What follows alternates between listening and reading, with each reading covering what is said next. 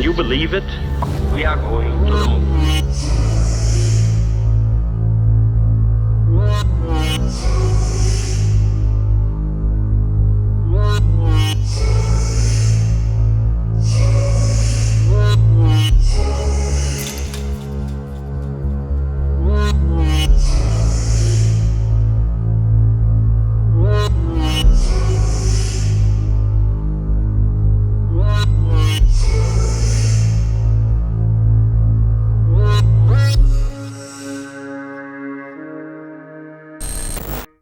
जुलाई 1969 को चंद्रमा पर पहली बार मानव के कदम पड़े और जब तक धरती पर इंसानों का वजूद रहेगा तब तक इस तारीख को याद रखा जाएगा जब इंसान ने चांद पर पहला कदम रखा था।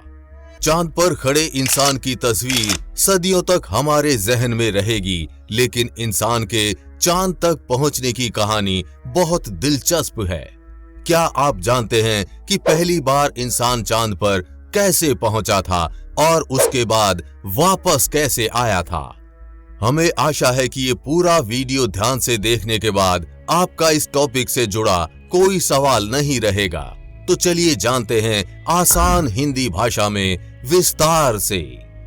सबसे पहले जानते हैं पहली बार चांद पर इंसान कैसे पहुंचा था। चांद पर इंसान को पहुंचाने के लिए अमेरिका ने जिस रॉकेट का इस्तेमाल किया था उसका नाम था सैटर्न वी।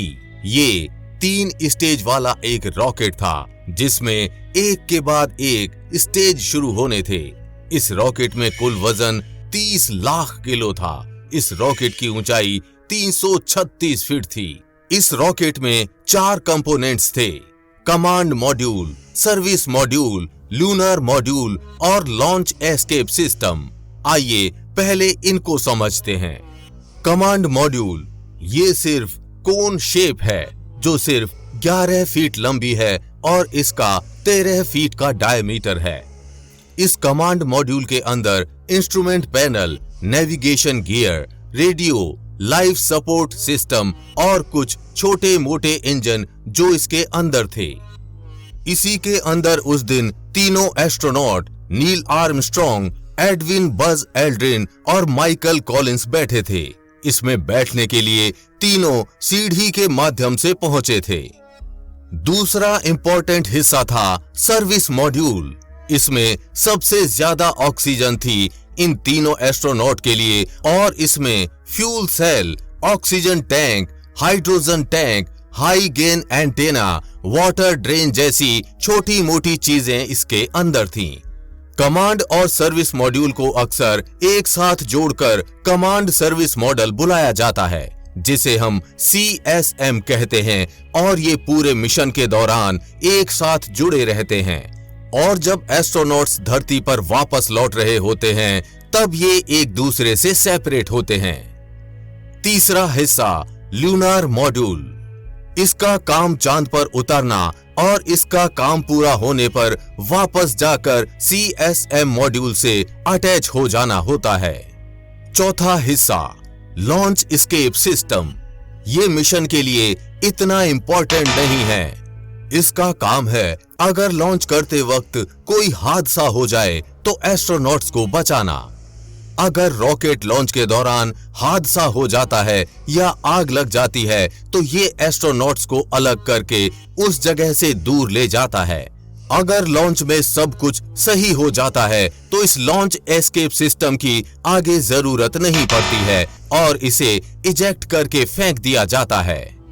16 जुलाई 1969 को अमेरिका के केप कैनेडी स्टेशन से अपोलो 11 ने चंद्रमा के लिए उड़ान भरी।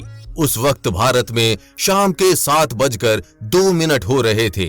रॉकेट लॉन्च होने के लिए सबसे पहले रॉकेट की पहली स्टेज शुरू हुई और इसने महज 10 मिनट में रॉकेट को पृथ्वी की कक्षा से बाहर निकाल दिया और रॉकेट से पहली स्टेज अलग हो गई। पहली स्टेज अलग होने के बाद दूसरी स्टेज शुरू हुई। इसका काम था पृथ्वी के चक्कर लगाने में सहायता करना। करीब 1.5 चक्कर लगाने के बाद नासा मिशन कंट्रोल की कमांड पर रॉकेट का ट्रांस ल्यूनर इंजेक्शन किया गया। यहां तक पहुंचने में 5 घंटे का समय लगा। यहाँ दूसरी स्टेज का रॉकेट भी अलग हो गया और रॉकेट की तीसरी स्टेज शुरू हुई।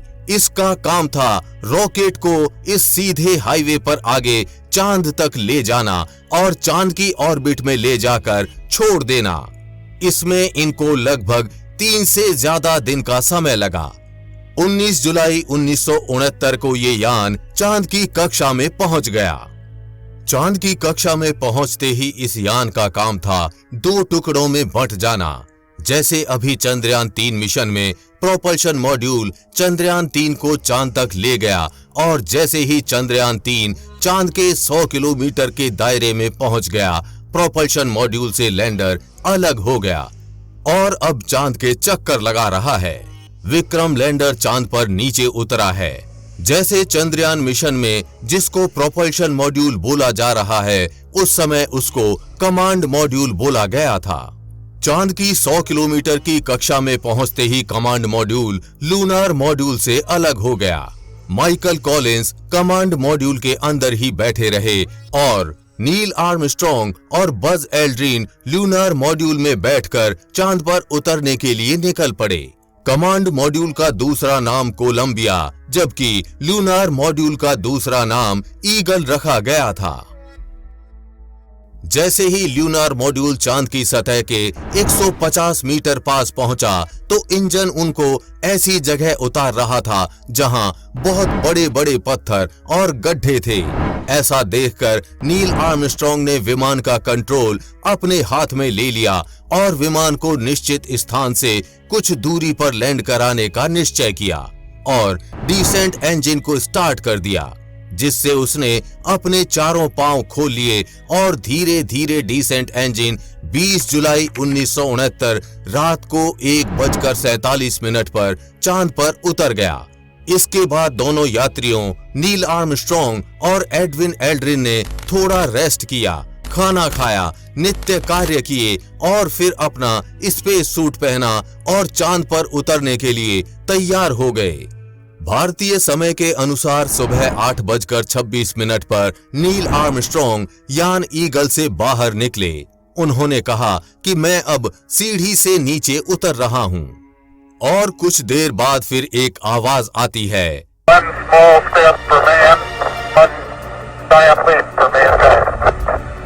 A small step for man, a giant leap for mankind।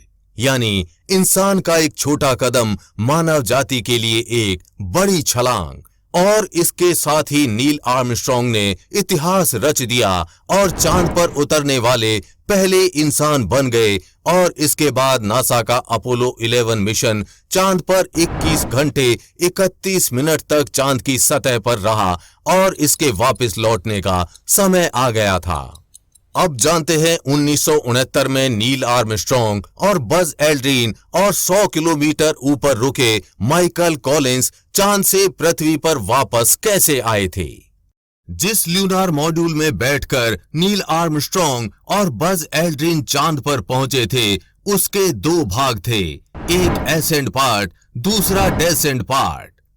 डेसेंड part को छोड़कर एसेंड पार्ट को 100 किलोमीटर की उस ऑर्बिट में जाना था जहां कमांड मॉड्यूल पहले से ही चक्कर काट रहा था। लेकिन इसमें समय एकदम करेक्ट होना बेहद आवश्यक था। एसेंड पार्ट के इंजन को तभी फायर करना था जब कमांड मॉड्यूल एसेंड पार्ट के एकदम ऊपर हो, जिससे एसेंड पार्ट आसानी से कमांड मॉड्यूल से जुड़ सके और एसेंड पार्ट को कमांड मॉड्यूल को पकड़ने में ज्यादा फ्यूल की आवश्यकता ना हो। अपने प्रयोग पूरे करने के बाद अंतरिक्ष यात्री नील आर्मस्ट्रॉन्ग और बज एल्ड्रिन एलम में आ गए। अंतरिक्ष यात्रियों के एलम में प्रवेश करने के बाद नासा मिशन कंट्रोल की कमांड पर उन्होंने एलम के इंजन को स्टार्ट कर दिया, जिसके बाद एसेंड पार्ट डेसेंड पार्ट को नीचे छोड़ ऊपर बढ़ने लगा। क्योंकि अब डेसेंड पार्ट की कोई जरूरत नहीं थी, इसलिए उसको चांद पर ही छोड़ दिया गया। एसेंड इंजन को इस तरह से बनाया गया था कि वो वजन में काफी हल्का था और चांद के वातावरण से बाहर निकलने का ही थ्रस्ट पैदा कर सके। कमांड मॉड्यूल पहले से चांद के चक्कर लगा रहा था और जैसे ही एसेंड इंजन ऊपर आया, 2.5 चक्कर पूरे करने के बाद एसेंट इंजन कमांड मॉड्यूल से जुड़ गया। कमांड मॉड्यूल पर एक मैग्नेट सिस्टम लगा था जो एसेंट इंजन को पास आने पर अपनी ओर खींच ले, और ऐसा ही हुआ। दोनों के जुड़ने के बाद दोनों अंतरिक्ष यात्री नील आर्मस्ट्रॉन्ग और बज एल्ड्रिन कमांड मॉड्यूल में वापस आ गए, और दोनों के वापस आते ही कमांड मॉड्यूल का दरवाजा बंद कर लिया गया। और अब एसेंट इंजन की कोई जरूरत नहीं थी, तो ये भी अब कमांड मॉड्यूल से अलग हो गया और चांद पर गिरकर क्रैश हो गया। चांद के चक्कर लगाते हुए कमांड मॉड्यूल पृथ्वी के रास्ते पर आ गया। इसमें उसको वापस से करीब 3 दिन का समय लगा, और जैसे ही पृथ्वी के वातावरण में पहुंचा, कमांड मॉड्यूल का आखिरी हिस्सा भी अलग हो गया, और सर्विस मॉड्यूल पृथ्वी के गुरुत्वाकर्षण बल की वजह से तेजी से पृथ्वी की ओर बढ़ने लगा। इसको आग से बचाने के लिए इसके नीचे हीट शील्ड लगाई गई थी। जब वो 2 किलोमीटर की निश्चित ऊंचाई पर आ गया, तो पैराशूट के माध्यम से प्रशांत महासागर में 24 जुलाई 1969 को सफल लैंडिंग कर ली। यहां पहले से नासा की टीम इनका इंतजार कर रही थी, जिसके बाद जहाजों के माध्यम से उनको नासा के सेंटर लाया गया। 24 जुलाई 1969 को भारतीय समय के अनुसार रात 10:20 पर कोलंबिया अमेरिका के जॉन्सटन द्वीप के पास प्रशांत महासागर में गिरा। वहां उसे एक अमेरिकी जहाज के हेलीकॉप्टर ने उठाया।